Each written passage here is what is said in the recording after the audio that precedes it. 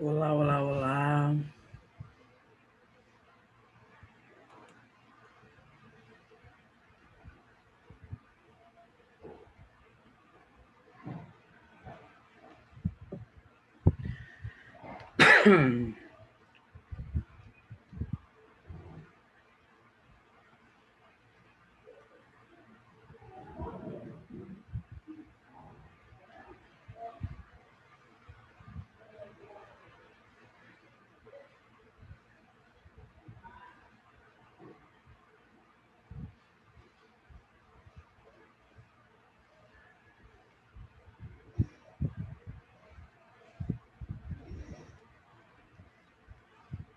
Espera o pessoal chegar aí, gente, para a gente continuar, né?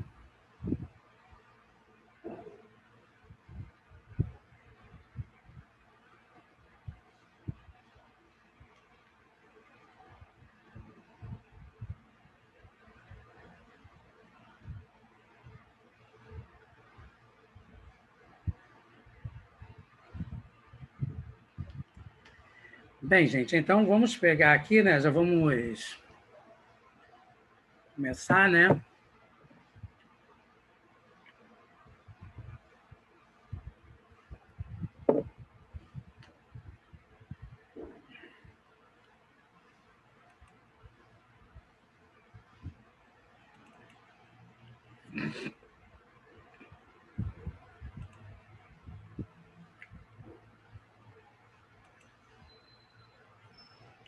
Então, olha só, agora nós vamos, turma, para a página 142. É o mesmo exercício, né?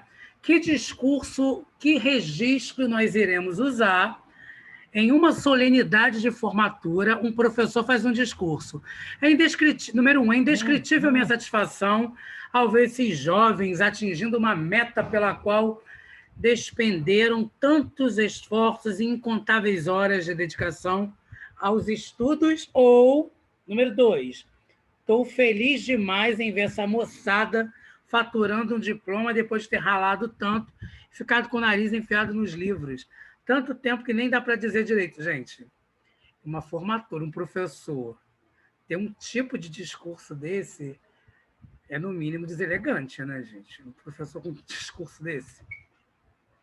Então, número um. D. Um rapaz respondendo por escrito a seguinte pergunta num processo de seleção para emprego: o que você acha necessário para progredir profissionalmente em nossa empresa, caso seja contratado? Número um. O jeito é pegar firme, dar o sangue, encarar de frente os problemas. Tem também que jogar limpo, sem sacanear os colegas de trabalho. Oi? Na seleção de emprego, sacanear. 2. Conjectura o que se faz mister, laborar com afinco, sobrepujar as vicissitudes e não utilizar subterfúgios antiéticos prejudiciais aos colegas de trabalho. Caramba, ultra formal. Não vão entender essa forma, né? Terceira, pensa ser necessário ter disposição para o trabalho, dedicar-se bastante, buscar soluções para os eventuais problemas e ser ético, leal em relação aos colegas de trabalho. Quer dizer, tem um meio termo, né, gente? Então é a terceira. Vamos à próxima. Leia o texto. Quem pode ler aí para mim, Alisson? Eu posso ler. A história, mais ou menos. O negócio é o seguinte: três reis magrinhos ouviram um plá de que tinham nascido um guri. Viram um cometa no Oriente e tal e se flagraram que o guri tinha pintado por lá. Os profetas, que não eram de dar cascata, já tinham dicado troça. Em Belém da Judéia vai nascer o Salvador. E tá falando, os três magrinhos se mandaram, mas deram o maior fora.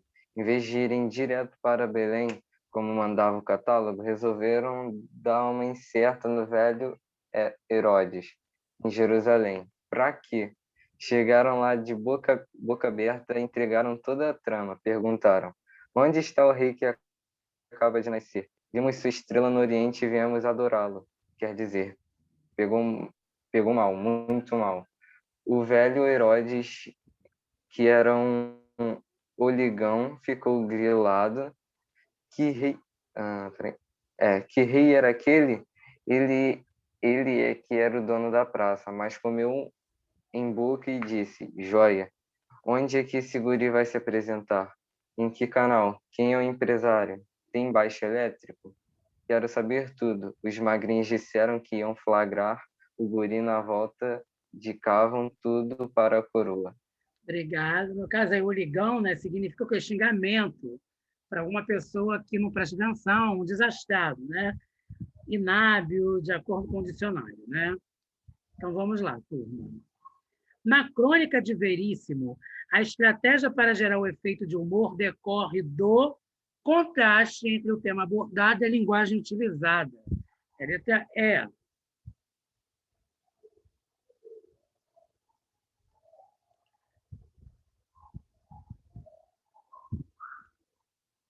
Agora vamos para a página 143, né?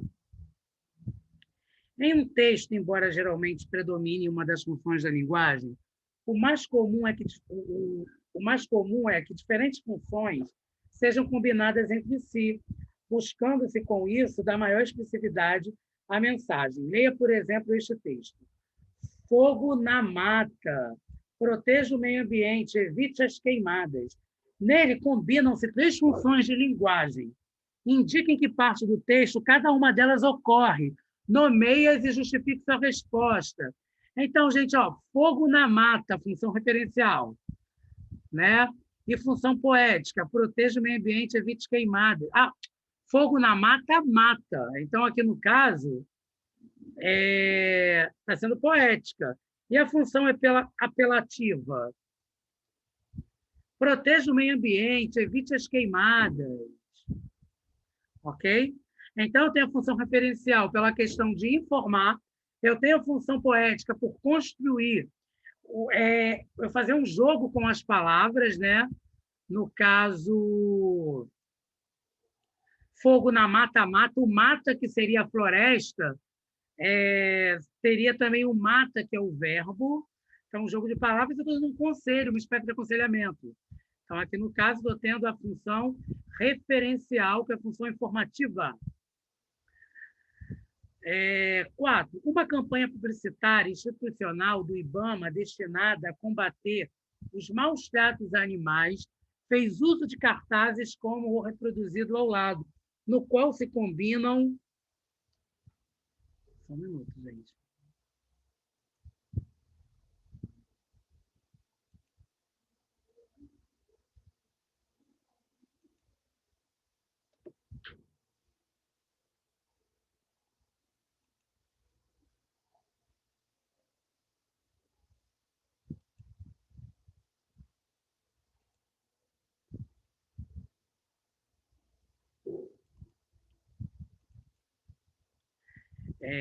Porque tinha gente ampliando, né? No qual se combina a linguagem verbal, que são as palavras, e a visual, que são as imagens. Considerando o emprego desses recursos de comunicação e articulação entre eles na construção da mensagem, identifique a afirmação incorreta. Olha só. Eles também sentem dor, maus tratos é crime, denuncie. Tadinho do bichinho, né? A palavra eles, no alto do cartaz, faz referência a todos os animais, não apenas aos papagaios, que são vítimas de maus tratos.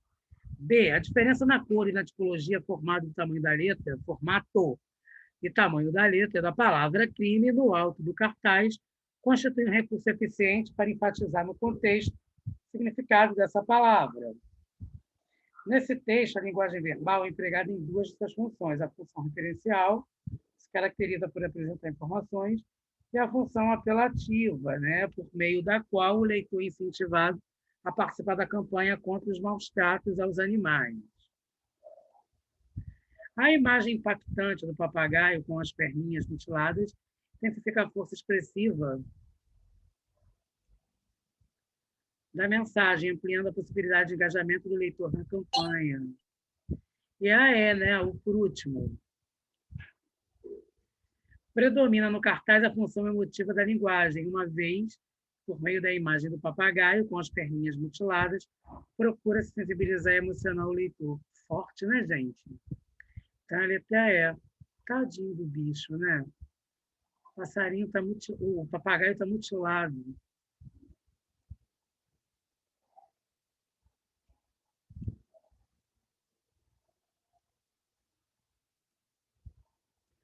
Da teoria à prática, né?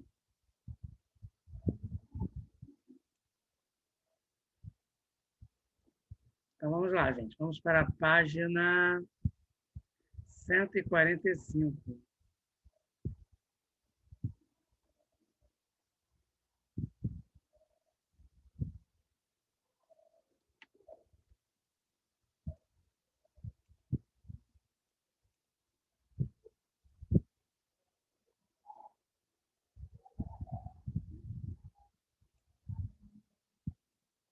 Então, vamos lá, gente.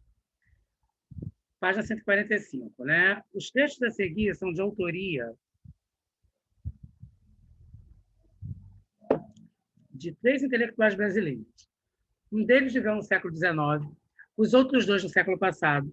Os três foram pessoas cultas, publicaram inúmeros livros e conheciam a fundo a língua portuguesa. Leia-os e responda aos itens de A a C. A língua é a nacionalidade do pensamento, como a pátria é a nacionalidade do povo. Da mesma forma que instituições justas e racionais revelam um povo grande e livre. Uma língua pura, nobre e rica, anuncia raça inteligente e ilustrada. Texto 2. Os delinquentes da língua portuguesa fazem do princípio histórico quem faz a língua é o povo, verdadeiramente morto para justificar o desprezo do seu estudo, de sua gramática, do seu vocabulário, esquecidos que a falta de escola é que ocasiona a transformação, a deterioração ou apodrecimento de uma língua. Cozinheiras, babás, engraxates, trombadinhas, vagabundos, criminosos é quem devem figurar, segundo esses derrotistas, como verdadeiros mestres de nossa sintaxe, legítimos defensores do nosso vocabulário. Texto 3. A vida não me chegava pelos jornais nem pelos livros. Vinha da boca do povo, na língua errada do povo, língua certa do povo, que ele é que fala gostoso português do Brasil. Em qual desses textos é possível identificar um posicionamento nitidamente preconceituoso em relação a uma das variedades linguísticas do português, gente? É o texto 2, né? Os delinquentes da língua portuguesa. Como assim, gente? O autor se opõe totalmente à ideia de que quem faz a língua é o povo, ao afirmar que a escola evita o apodrecimento da língua e fazer referência depreciativa a falantes das classes sociais mais pobres. Ele revela seu menosprezo pela variedade popular da língua portuguesa. Gente, isso existe. Nós temos que respeitar qualquer registro de linguagem. Você pode não concordar, mas respeitar sim, né? B. Os três autores expressam a mesma opinião a respeito de como os falantes devem usar o idioma? Não, né, gente? Justifique. Alencar e Napoleão Mendes têm posições mais próximas entre si. O primeiro vai defender a supremacia da língua rica, nobre, afirmando que isso revela a inteligência e a cultura do povo. E ainda vai ficar subentendido, portanto, que o preconceito em relação aos grupos sociais não são ilustrados. O segundo é radicalmente contrário à valorização das variedades populares. Bandeira em posição oposta mostra-se simpático, receptivo à variedade popular e é favorável a que todos a utilizem. C. Considerando apenas o conteúdo dos textos, é possível identificar qual desses escritores eram gramáticos? Fica a resposta. O gramático era Napoleão Mendes, né, gente? De Almeida. Os pontos de vista explicitados em seu texto evidenciam claramente que ele, ao defender com convicção a variedade padrão e também expressar raivosamente sua aversão às variedades populares, revela sua visão extremamente elitista da língua, típica dos gramáticos puristas conservadores. Então, vamos agora para a página 146.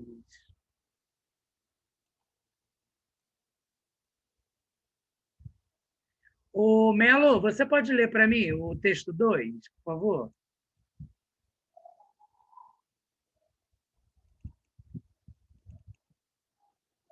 Oi, professor. Oi. Eu ia pedir para você fazer a gentileza de ler para mim o texto 2, por favor. Tá, descobri aos 13 anos o que me dava prazer nas leituras não era a beleza nas frases, mas a doença delas. Comuniquei ao padre Ezequiel, o meu preceptor, esse gosto esquisito. Eu pensava que fosse um sujeito escaleno. Gostava de fazer o defeito das frases muito saudável. O padre me disse. Ele fez um limpamento de meus receios. O padre falou ainda: Manuel, isso não é doença. Pode muito que você carregue para o resto da vida um certo gosto por nadas. E ele se riu. Você não é de bugre, ele comentou. Que sim, eu respondi. Veja que bugre só pega por desvios, mas, mas não anda em estradas. Pois é nos desvios que encontra as melhores surpresas que os ariticums maduros. Há que apenas saber fazer o bem em seu idioma. Esse padre Ezequiel foi meu primeiro professor de... A gramática, não gramática, né? Em relação a esse texto, responda aos itens a seguir. De acordo com o autor, o que seria a gramática, gente? Seria uma gramática diferente, ou a falta de gramática, né? Que possibilitaria escrever de outras maneiras que não aquelas fixadas pela gramática normativa. A gramática normativa são as regras e normas que nós estudamos em sala de aula. Usando essa agramática, seria válido criar frases, textos incomuns, inusitados, que contivessem construções, desvios inadmissíveis pela gramática tradicional. B. Transcreva do texto uma passagem que pode ser usada como exemplo de agramática. Como seriam essas passagens se elas fossem redigidas gramaticalmente? 1. Você não é de bugre. Você não é filho descendente de bugre? 2. Que sim, eu respondi. Eu respondi que sim. Terceira, no poema de Manuel Barros, Padre Ezequiel afirma: há que apenas saber errar bem o seu idioma. Considerando esse posicionamento do personagem, li os dois textos a seguir, responda A e B. Texto 1, falecimento. Faleceu o general Batista Nolo, depois das prolongadas 5h30 da madrugada. A pertinaz doença de hoje. Com o esforço que custou a todos lágrimas de reprimir a morada, baixou ao seu último caixão. A viúva deixa o extinto.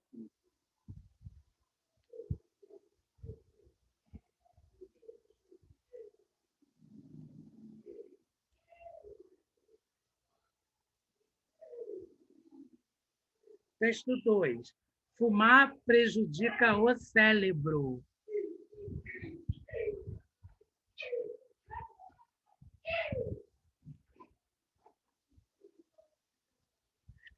Esses textos podem ser exemplo de errar bem o idioma, gente. Explique. Sim, né? No texto falecimento, Milord respeita propositadamente certas regras de formação de frase. Ou seja, ele erra, mas erra bem. Porque ao embaralhar os elementos frasais, constrói sentidos inusitados, por meio dos quais atinge seus objetivos. Criar humor no cartaz, a palavra cérebro escrita erradamente, de propósito, provoca estranhamento no leitor. Cérebro, né, gente? É cérebro. E assim, de forma irônica, evidencia que cigarro prejudica a capacidade intelectual de quem fuma. Caramba, você fumou tanto que você escreve cérebro, né? Não cérebro. D. Padre Ezequiel certamente diria que o texto falecimento é um desvio e não uma estada. Como esse texto deveria ser redigido para que pudesse ser considerado uma estada, gente? Na fala do personagem, estada refere-se a algo estruturado, convencional, retilíneo. No caso dos dois textos, significa, portanto, de acordo com a gramática e as regras de fundamento do idioma. Para ser um estado, o texto de Milor fica assim, por exemplo, o general Nolo Batista faleceu hoje às 5h30 da madrugada, depois da prolongada e pertinaz doença, com lágrimas que tudo custou esforço reprimir. O caixão baixou a sua última morada. O instinto deixa viúva. Nossa!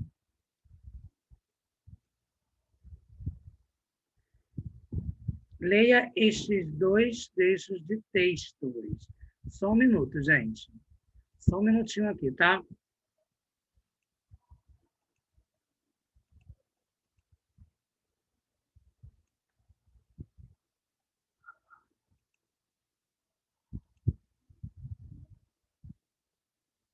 Só um minuto, turma.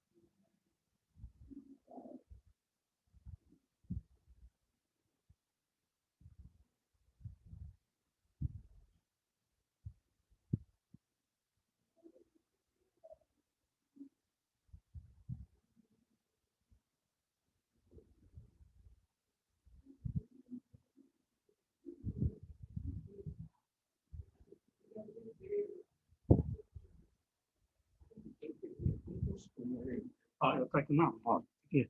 Oi, gente, voltei, ó, aqui, isso aí. Ó, tá vendo? Tô mandando tudinho. Aqui, ó, criando o link. Sabe quanto tempo eu tô nesse link? Aqui, 40 minutos. Por Deus, por Deus. Oi, gente, voltei, tá, meus alunos queridos? É que eu tive que ir correndo ali, tá? Vamos lá. Quem tá aqui? Alisson? Ô, Marjorie, você é aluna nova? Calma aí, Ramon é novo. Gabriel Rocha. Gabriel Rocha é novo também? Isso não. Qual é o Gabriel? Você estudava aqui, Gabriel? Sim. Ah, tá, já sei. Gabriel é o seguinte.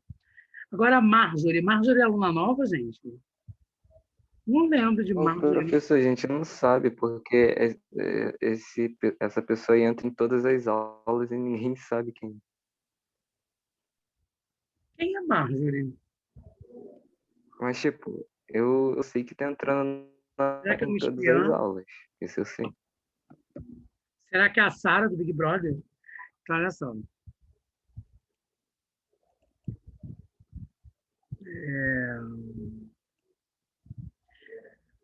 Da fala ao grunhido, né?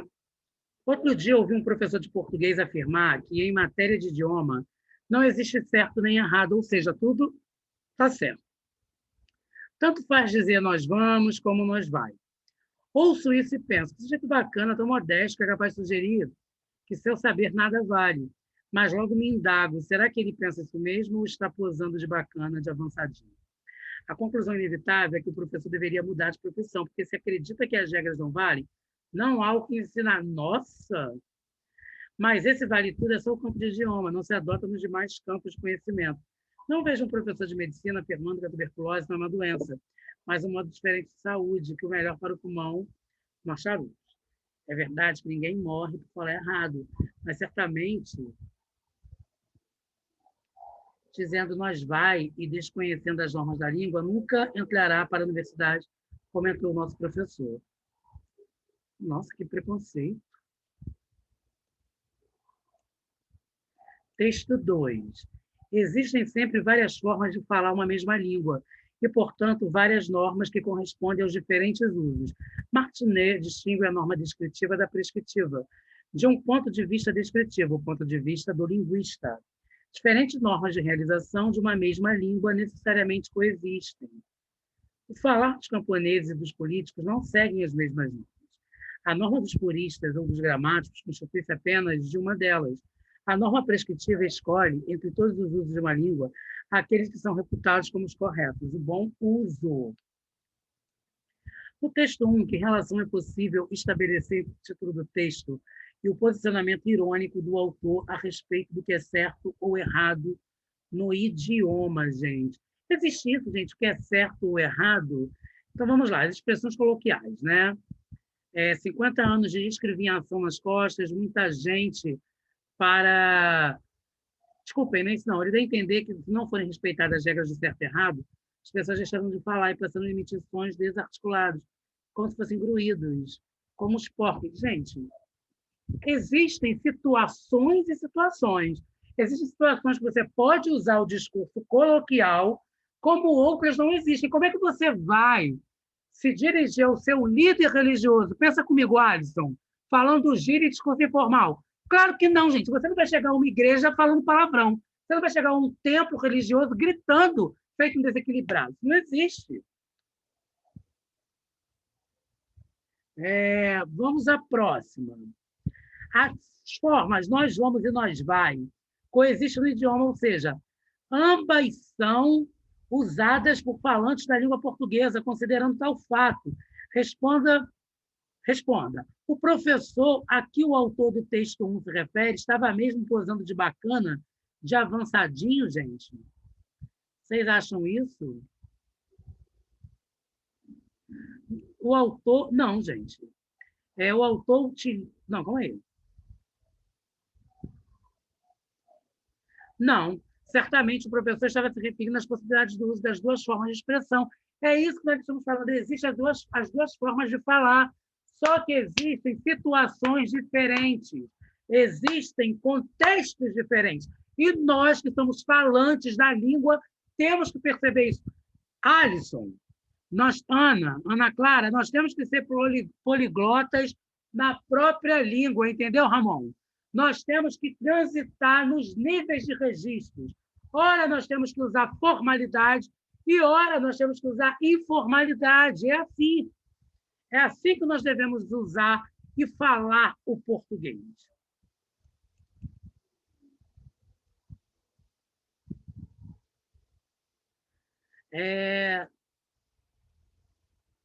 C. Considerando a informação do texto 2, responda. O posicionamento do autor do texto 1 baseia-se numa perspectiva descritiva ou prescritivista da língua? É prescritivista, né, gente? Porque ele está ensinando as expressões, as regras e as normas da língua. Fazem alusão às regras defendidas pelos puristas, ou seja, ele quer ensinar o português formal e desfaz do português informal. Isso não existe. Existem as duas variantes de registros. 5. Leia este texto e responda do item A a C. Com mais de 50 anos de escrevinhação nas costas, descobri algumas ideias que muita gente faz da vida de um escritor. Por exemplo, tem quem acha que os escritores, notadamente entre eles mesmos, só falam difícil, uma proparoxítona para abrir, uma mesóclise para dar classe e uma tetrassílabo para arrematar. Em teu parecer, meu impertérrito amigo, perguntaria eu ao Rubem Fonseca, durante o nosso almoço periódico, abatar-se-á hoje sobre a nossa urbe, uma formidanda intempere, ao que o Zé Rubem reagiria com uma anástrofe, um mais que perfeito, fazendo às vezes do imperfeito subjuntivo, a uma literação final. Show de bola. Coisa de craque mesmo. Augure do tempo fora eu. Pressagiá-lo-ia, libertimamente, responderia ele, todavia, de tal não me trato. E assim iríamos ao almoço afora, discutindo elevadíssimos assuntos em linguagem só compreensível por indivíduos especiais. Para criar o efeito de humor nesse texto, o autor vai alternando palavras e expressões coloquiais com palavras e construções gramaticais extremamente formais. Transcreva alguns exemplos dessas duas variedades linguísticas. Então, é aqui, né, gente? Expressões coloquiais. 50 anos escrevi ação nas costas, muita gente, para dar classe, para arrematar, Zé, show de bola, coisa de craque, iríamos almoçar fora, palavras e expressões formais, impetérrito, que é o destemido, abater-se-á, Cooper, que é cidade, formidanda, apavoradamente, amedrontadora, intempere, tempestade, augure, aquele que augura, que consegue prever algo, pressagiá-lo-ia, pressagiar, prever, pronunciar, e na mesóclise, libertissimamente, de muito boa vontade, com grande prazer. Essa foi a 5A. 5B. Que outro recurso relacionado à escolha das palavras empregadas no texto o autor também utiliza para construir o efeito de humor? Ele utiliza termos específicos da nomenclatura gramatical, né? Proparoxítona, mesóclise, tetrassílabo, amástrofe, mais perfeito, imperfeito subjuntivo, aliteração. C. Identifique na última frase as duas passagens que, de forma irônica, também evidenciam e reforçam o tom humorístico do texto. Explique. Discutindo elevadíssimos assuntos. A expressão é irônica, porque conversar com um amigo a respeito do tempo, se vai ou não vai chover muito, não é, evidentemente, um elevadíssimo e importante assunto, né?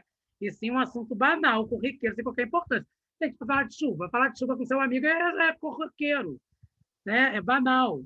2, indivíduos especiais. O autor não se considera especial.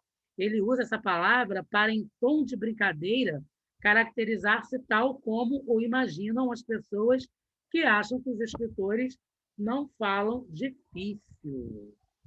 Bem, gente, essa aula ela vai ficar gravada. Está sendo gravada. Caso vocês tenham alguma dúvida, é só vocês acessarem o link que eu vou mandar na Agenda Edu, tá? Vão lá beber água, banheiro, daqui a pouco a gente volta para a aula de redação. Beijo!